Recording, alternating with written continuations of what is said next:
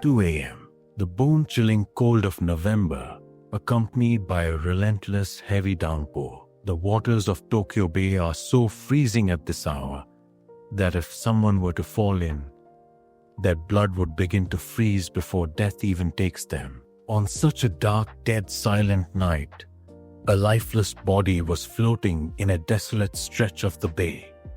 The next morning, when a local fisherman spotted the corpse and the forensics team pulled it from the water, they initially brushed it off as just another routine suicide, someone jumping off a Tokyo bridge.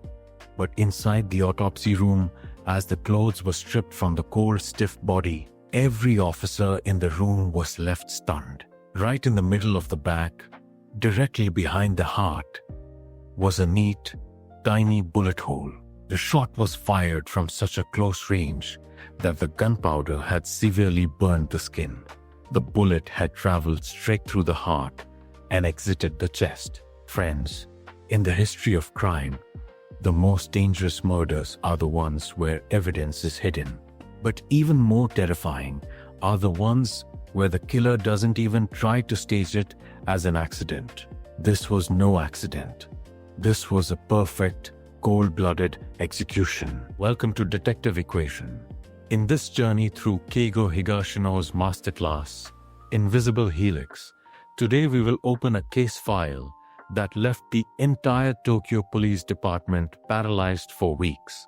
So, let's descend into the depths of this dark investigation. The victim's name was Ryota Uetsuji, a 28-year-old unemployed man. The first rule of a police investigation is to look into the victim's inner circle. Detectives Kusanagi and Utsumi spent 3 relentless days scouring the underground areas of Tokyo. They interrogated Ryota's old drinking buddies and loan sharks across more than 15 cheap bars, pachinko parlors, and gambling dens. Kusanagi was absolutely certain that a local thug had shot Ryota over a drunken brawl or unpaid debts.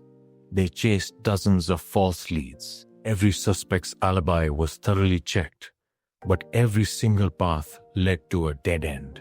Even Ryota's friends had no idea where he was or who he was with on the night of the murder. However, this exhausting investigation made one thing crystal clear. Ryota was no ordinary human being. He was a parasite, a leech that survived by sucking the blood of others.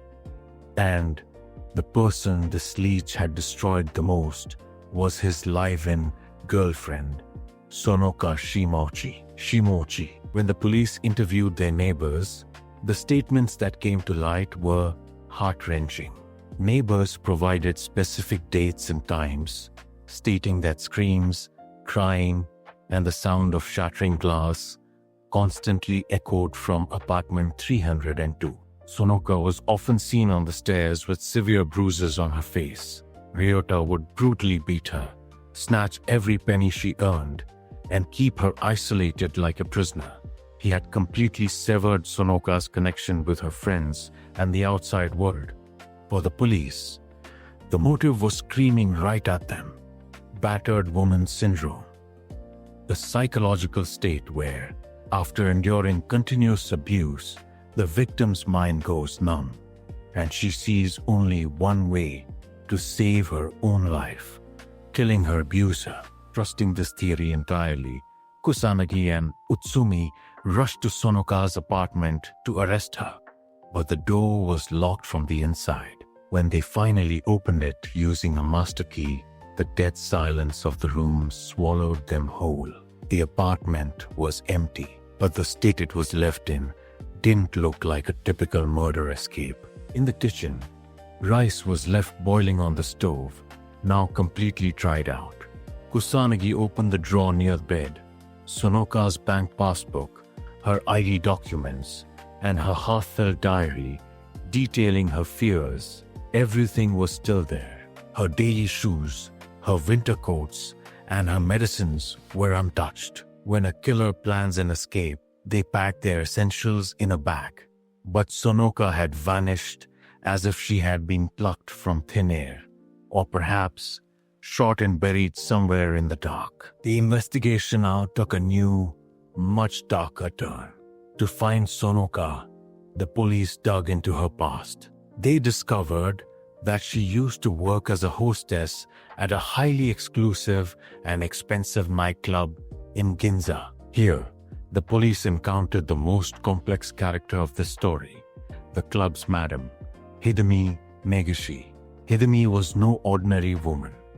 She held a powerful status in both Tokyo's underworld and its elite class. When Kusanagi and Utsumi went to interrogate her in her VIP room, the atmosphere was nothing like a police questioning. Hidemi calmly lit a long cigarette, exhaled the smoke, and said with an ice-cold demeanor, "Officers, Ryota was garbage, a bug that was better off crushed for the sake of this world. If someone shot him, I believe they did us all a favor." But when asked about Sonoka, Hidemi firmly stated that she hadn't had contact with her for months. Utsumi felt Hidemi was lying, but the law demands proof, and Hidemi had a rock-solid alibi for the night of the murder that even God couldn't break. At the exact moment the gunshot was fired, Hidemi was serving drinks to 50 VIP clients inside her club, a fact recorded frame by frame on 4 different CCTV cameras. Frustrated, the police reached out to Sonoka's last close contact, an artist living alone, lost in her own world. Her art studio was filled with the smell of linseed oil and old paint. Canvases with strange, sorrowful faces surrounded the room. This artist had raised Sonoka like a surrogate mother after her real mother passed away. The artist also expressed zero remorse over Ryota's death. But when the police checked her alibi, it was perfect too.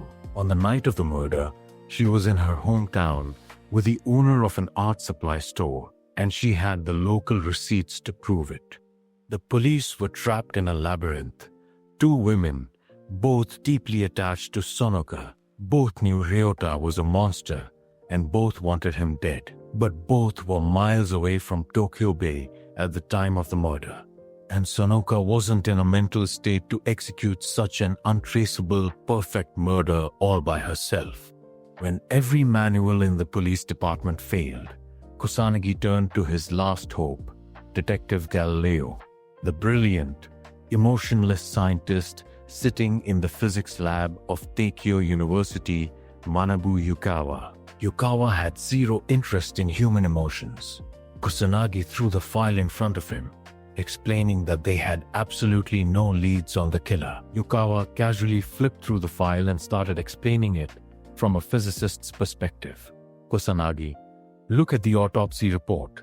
The bullet trajectory is perfectly parallel, and the firing distance is exactly 10 centimeters. The velocity and angle of entry clearly prove that the killer wasn't hiding on a distant bridge or a boat. He was standing right behind Ryota. Now, use logic. At 2 a.m., on a dark, desolate bridge, who does a person turn their back to? Someone they blindly trust. The killer manipulated Ryota into coming there, and Ryota didn't suspect him for a single second. Kusanagi listened intently, but suddenly, Yukawa stopped talking. His hawk-like gaze froze on page number 12 of the file. It contained the family backgrounds, blood types, and old orphanage records of Sonoka, Hidemi, and the artist. Suddenly, Yukawa's hands began to tremble. The color drained from his always calm face. He immediately slammed the file shut and, without looking at Kusanagi, said in a strange voice, "Kusanagi, there is no complex physics or gravity trick here. This is an ordinary murder. I cannot help you with this case." Frustrated, Kusanagi walked away, but he didn't know that Detective Galileo had just lied to his best friend. For the first time in his long career, Yukawa abandoned the police to start his own secret, solo investigation. Because on page 12 of that file, Yukawa didn't see a new suspect. He saw his own dark hidden past. The entire Tokyo Police Department was searching for Sonoka, treating her either as a killer or a second corpse. But they were looking in the wrong places. Sonoka wasn't buried in a graveyard, nor was she at the bottom of Tokyo Bay. She was hiding in a tiny, damp, abandoned safe house on the outskirts of Tokyo. She wasn't brought there on the night of the murder by her own will, but forcibly. Inside that dark, locked room, Sonoka suffocated every night from intense guilt and depression. She was reduced to a living corpse. Only one question devoured her mind. Did someone else have to commit a murder because of her helplessness and weakness? Commit a crime the law would never forgive? She had realized that to prevent her from becoming the prime suspect in this murder, she had been made to vanish into the dark. While Kusanagi was losing his mind at the police station, Manabu Yukawa had left his lab and was hunting through dusty police archives and old municipal hospitals. He wasn't looking for a weapon or CCTV footage. He was searching for something erased decades ago. A missing timeline. The truth is, this case ripped open Yukawa's own old wounds. Yukawa's own mother had a very complex, dark, and tangled history. She, too, had hidden the secret of his birth and her past relationships from the world so it wouldn't stain his future. Yukawa deeply understood the power of this invisible chain of DNA and family, known as the invisible helix. This helix is unseen, but dictates how far we can go, breaking laws and humanity to protect our own blood. Digging deep into the records, Yukawa noticed something on page 12 of the file. Exactly 28 years ago, in the histories of Hidemi, the artist, and Sonoka's late mother, there was an absolute blank gap of an entire year. During that year, there were no medical records, no tax receipts, and no rent agreements for any of them. It was as if they had been swallowed by the earth for 12 months. When Yukawa dug deeper into old orphanage records, the ultimate truth hit him like a shockwave. During that exact blank year, Sonoka's real mother had secretly given birth to a boy. Hidemi and the artist had helped her hide the delivery, and the baby was quietly handed over to an orphanage. That boy was Sonoka's biological older half-brother. But more shockingly, the name on that orphanage record was Yukawa's own late mother. She had helped facilitate the secret adoption. The boy who was born that day, the ghost to this bloodline, was none other than Yukawa's own stepbrother.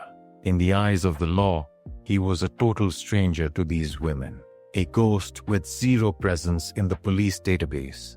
As a physicist, Yukawa reverse-engineered the entire murder scene. That ghost brother had navigated the hidden networks of the underground black market to purchase an untraceable Russian Tokarev pistol, its serial numbers burned off with acid. He paid for it in cash using 5 different dummy accounts. And the most genius part was the weapons disposal. After the murder, the shooter dropped the gun into Tokyo Bay at specific latitude and longitude coordinates, precisely calculated so the underwater oceanic currents would drag the heavy metal straight into a deep-sea trench, a place where even advanced Navy sonars could never find it. So, what happened on the bridge that night? When that ghost brother found out that his biological sister, Sonoka, was being turned into a living corpse every day by Ryota, and the law was doing absolutely nothing. Blood call out to blood. On that desolate bridge, the brother stood right behind Ryota and, without a second of hesitation, put a bullet through his chest. Ryota didn't even realize that his own shadow had come to claim his life. They are. Through his secret investigation, once Yukawa pieced together that the killer was his own brother. He quietly went to the safe house where Sonoka was hiding. Hidemi and the artist were already there. When Yukawa placed his mother's past and the truth before them, Hidemi's cold, powerful mask finally shattered. She burst into tears. Crying, she said, "We went to your law. We showed them the records. We showed them her bruises. But your law said that unless Ryota actually takes Sonoka's life, until a physical murder occurs, you cannot stop him. As a mother, I couldn't wait for my daughter's death paperwork to be processed. If the law couldn't save her, then my son had to spill blood himself." Yukawa stood there in absolute silence. His own mother's secrets and sacrifices were so deeply intertwined with the sacrifices of these women that the brilliant scientist's mind surrendered for the first and last time. Yukawa could write thousands of complex physics equations. He could solve the theories of black holes. But a mother enduring pain for her child and blood making a deal to protect its own blood, there is no scientific formula for that. The next day, Yukawa met Detectives Kusanagi and Utsumi at the police station. To protect his brother, he placed a fake scientific theory before them. Kusanagi, the mathematics of Tokyo Bay's oceanic currents, and the gun's disposal point to an international professional hitman who fled Japan immediately after the murder. You will never find any evidence in this case. Kusanagi and Utsumi believed his theory. For the first and last time in his life, Detective Galileo had abandoned the law. He burned the orphanage records, the documents of his mother's past, and every single piece of evidence. He destroyed the paper trail so thoroughly that the Tokyo police could never, ever reach that ghost brother. A murder happened. A crime occurred. But today, on the scales of justice, humanity, and DNA heavily outweighed the law. Friends, Keigo Higashino's Invisible Helix asks us a very uncomfortable and chilling question. If the system stands helpless before you, and your own blood, your own family, is dying a miserable death every single day at the hands of a monster, would you stand with your hands tied before the law? Yugende, lies, lush so you, or would you become a slave to that invisible helix of blood and end the monster's story forever? I want your honest answers in the comment section. I have laid out every detail of this case, the police dead ends, the mathematics of the weapon, and every corner of Yukawa's mind in the script for you. If you love the storytelling, hit the like button and subscribe to our channel, Detective Equation, and ring the notification bell so you don't miss the next dark, mind-bending case. Until then, always keep your mind open.